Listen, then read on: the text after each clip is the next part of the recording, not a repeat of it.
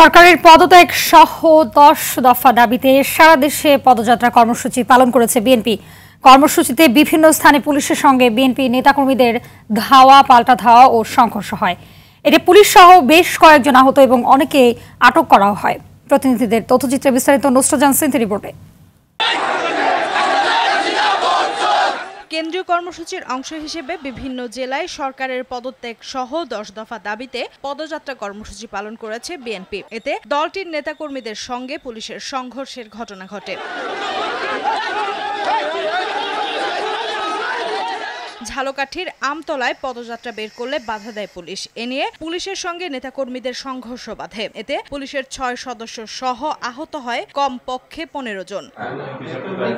পটুয়াখালীতে কর্মসূচি পালনের সময় পুলিশের সঙ্গে নেতাকর্মীদের ধস্তাধস্তি হয়। লাঠিচার্জ করলে ছত্রভঙ্গ হয়ে যায় নেতাকর্মীরা। সারা দেশের মানুষ আজকে একটাই বক্তব্য, মানুষের সংসদ বাতিল করে তত্ত্বাবধায়ক সরকারের মাধ্যমে নির্বাচন দিতে হবে। সেই নির্বাচনে আওয়ামী লীগ বা আওয়ামী লীগের দোসররা কোনো ভূমিকা রাখতে পারবে না। নিরপেক্ষ নির্দলীয় সরকারই হতে হবে। সংসদ বাতিল করে সেই কাজ ছাড়া অন্য কোনো পন্থায় এটা সম্ভব নয়।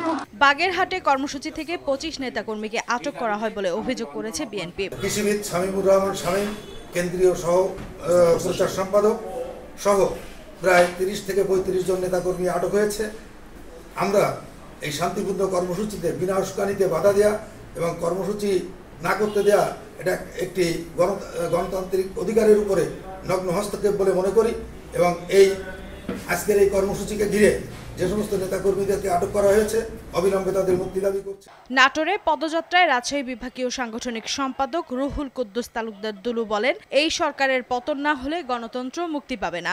আমাদের কথা একটাই, বর্তমান শাসক যতক্ষণ পর্যন্ত ক্ষমতা ছেড়ে না দেবে, এই স্বৈরাচার শাসক অবৈধ সরকার আওয়ামী লীগ যতক্ষণ পর্যন্ত ক্ষমতা না ছাড়বে, ততক্ষণ পর্যন্ত খালেদা জিয়ার আন্দোলন, তারেক রহমানের আন্দোলন, বিএনপির আন্দোলন চলবে।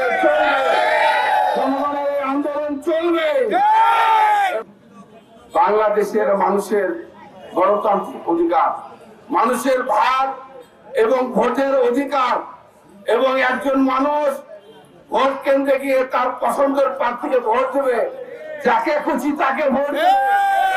এই ভোটের অধিকারের আন্দোলন এবং সরকার যতক্ষণ পর্যন্ত তত্ত্বাবধায়ক সরকারের অধীনে ক্ষমতা হস্তান্তর না করবে, ততক্ষণ পর্যন্ত বিএনপির আন্দোলন চলবে।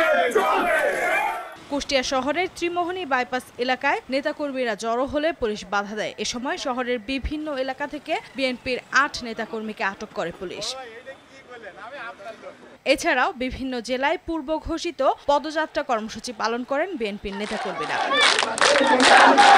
নুসরাত জাহান সিনথি, RTV।